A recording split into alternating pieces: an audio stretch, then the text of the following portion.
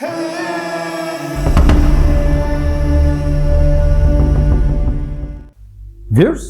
मैं हूं कैसर शहजाद और मैं आपको सुना रहा हूं the extensive story of Mankind, इंसान की वसी कहानी।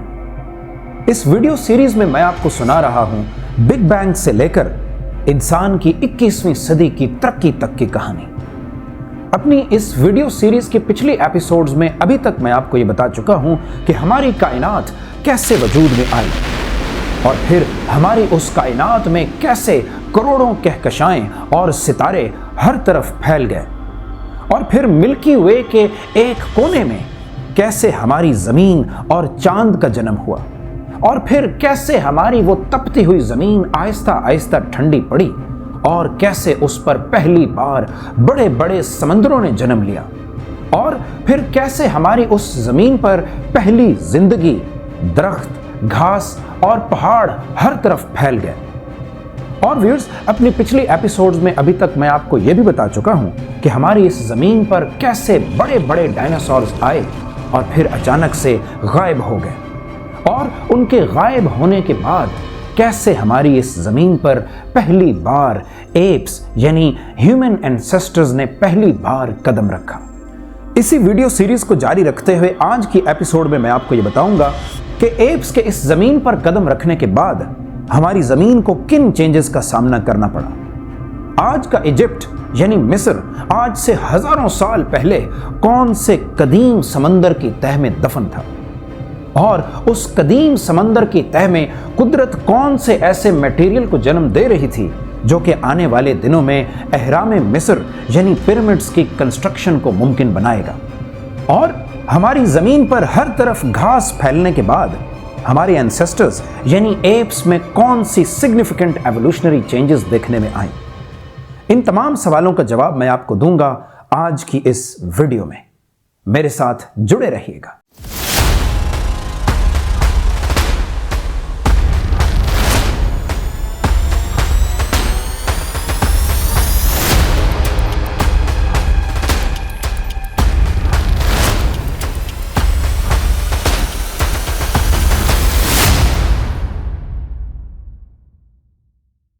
ये वक्त था आज से तकरीबन 5 करोड़ साल पहले का।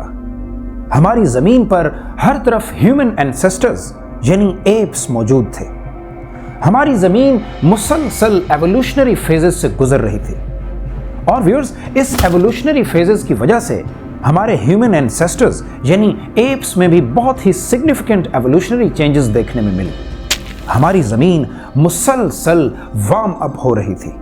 अब अमेरिका और अफ्रीका कॉन्टिनेंट्स की शक्ल अख्तियार कर चुके थे, और व्यूअर्स, ये वही अफ्रीका था जिस पे ये तमाम एप्स मौजूद थे, और आने वाले दिनों में दुनिया का पहला इंसान इसी कॉन्टिनेंट अफ्रीका में पहला कदम रखेगा।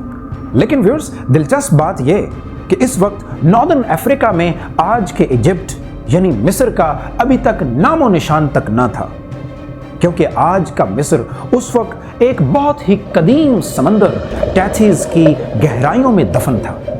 इस समंदर की गहराइयों में कुदरत एक बहुत ही दिलचस्प खेल खेल रही थी।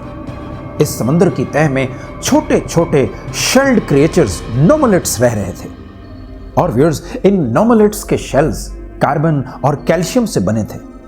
हजारों साल गुजरने के साथ ये शेल्स आहिस्ता आहिस्ता इसी समंदर की तह में बैठते गए, जिसके नतीजे में कुदरत ने इन्हीं शेल्स की मदद से एक बहुत ही इंपॉर्टेंट कंपाउंड को जन्म दिया, और वो कंपाउंड था लाइमस्टोन।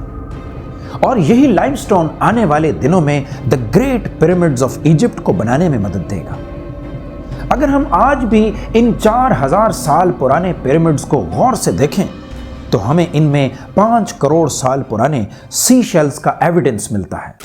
आज से तकरीबन 70 लाख साल कबल हमारे एंसेस्टर्स यानी एप्स दरख्तों में रहा करते थे, क्योंकि अभी उनमें 2 टांगों पे चलने की सलाहियत इवॉल्व ही नहीं हुई थी। और आप जानते हैं कि एवोल्यूशन में एनवायरनमेंट का एक बहुत ही अहम किरदार होता है। तो व्यूअर्स, आखिरकार हमारी इस जमीन के माहौल में एक ऐसी तब्दीली आई जिसने हमारे इन एप्स को हमेशा के लिए दरख्तों को छोड़कर जमीन पर बसने पे मजबूर कर दिया।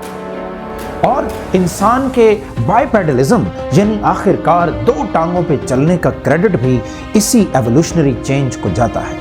یہ چینج انسان کی ایوولوشنری ہسٹری کو ہمیشہ کے لیے تبدیل کر دے گی۔ یہ چینج تھی گراس۔ 70 لاکھ سال قبل انوائرمنٹل چینجز کی وجہ سے ہماری زمین پر ہر طرف سائملٹینیسلی ہری بھری گھاس پھیل گئی، جس کے نتیجے میں افریقہ میں سواناز، یوریشیا میں سٹیپ لینڈ، نارتھ امریکہ میں پرائریز اور ارجنٹینا میں دی گریٹ گراس لینڈز دیکھتے ہی دیکھتے پھیل گئے۔ گھاس کے اس طرح سے ہر طرف پھیلنے کے بعد اب ایپس بھی اس نیو انوائرمنٹ میں اپنے آپ کو اڈیپٹ کرنے کی کوشش کرنے لگے۔ اب بہت سے درختوں کی جگہ گھاس لے چکی تھی، لہٰذا درختوں میں بسنے والے ایپس اب آہستہ آہستہ فوڈ ریکوائرمنٹس کو پورا کرنے کے لیے گھاس کی طرف حسرت سے دیکھنے لگے۔ اور ویورز، جیسا کہ میں آپ کو اپنی پچھلی ویڈیوز میں بتا چکا ہوں کہ انوائرمنٹ میں چینجز کے بعد ہزاروں سالوں کی ایوولوشن کے نتیجے میں ایپس کے فزیکل سٹرکچرز میں بھی چینجز آنے لگی۔ اور ویورز، اس چینج نے آہستہ آہستہ ایپس کو درختوں کو ہمیشہ کے لیے چھوڑ کر 2 ٹانگوں پہ چلنے پہ مجبور کر دیا۔ اب وہ 2 ٹانگوں پہ چل کے ہری بھری گھاس میں خوراک کی تلاش کرنے لگے۔ اور ویورز، اس طرح سے ایوولوشنری چینج نے ہمارے ہاتھوں کو ہمیشہ کے لیے آزاد کر دیا۔ یہ وہی ہاتھ تھے جو آنے والے دنوں میں پوری انسانی تاریخ میں ایک اہم کردار ادا کریں گے۔ یہ ہاتھ اب وہیل کی انوینشن سے لے کر انڈسٹریل ریولوشن، وارفیئر اور اسپیس ایکسپلوریشن کو ممکن بنائیں گے۔ ویورز، ہمارے اینسیسٹرز یعنی ایپس اب 2 ٹانگوں پہ چلنا تو سیکھ گئے، لیکن ابھی بھی وہ اپنے ہاتھوں کا استعمال صحیح طرح سے نہیں کر پاتے تھے، کیونکہ ایوولوشن نے ابھی ان کے ہاتھوں کو اتنا فزیکلی اسٹرانگ بنایا ہی نہیں تھا۔ اب دیکھنا یہ ہے کہ قدرت کیسے ان ایپس کے ہاتھوں سے کام لے گی۔ ایپس نے پہلی بار کیسے اپنے ہاتھوں کا استعمال کیا اور کیسے تاریخ انہی ہاتھوں کا استعمال کر کے سٹون ایج میں داخل ہو گئی، اور کیسے سٹون ایج میں انسان نے اپنے ہاتھوں کا استعمال کر کے پتھروں سے مختلف ٹولز کو بنانا سیکھا، اور پھر کیسے سٹون ایج سے نکلنے کے بعد انسان نے فائر یعنی آگ کو اپنا غلام بنایا۔ تاریخ میں وہ ایسی کون سی چیز تھی جس نے ان ان انٹیلیجنٹ ایپس کو انٹیلیجنٹ ہیومنز میں تبدیل کر دیا؟ ان تمام سوالوں کا جواب میں آپ کو دوں گا اپنی آنے والی اگلی ایپیسوڈز میں، لیکن ان تمام سوالوں کا جواب حاصل کرنے کے لیے آپ کو میرے ساتھ جڑے رہنا ہوگا۔ اگر آپ یہ جاننا چاہتے ہیں کہ کیا انسان واقعی بندروں سے بنا ہے تو یہاں کلک کریں۔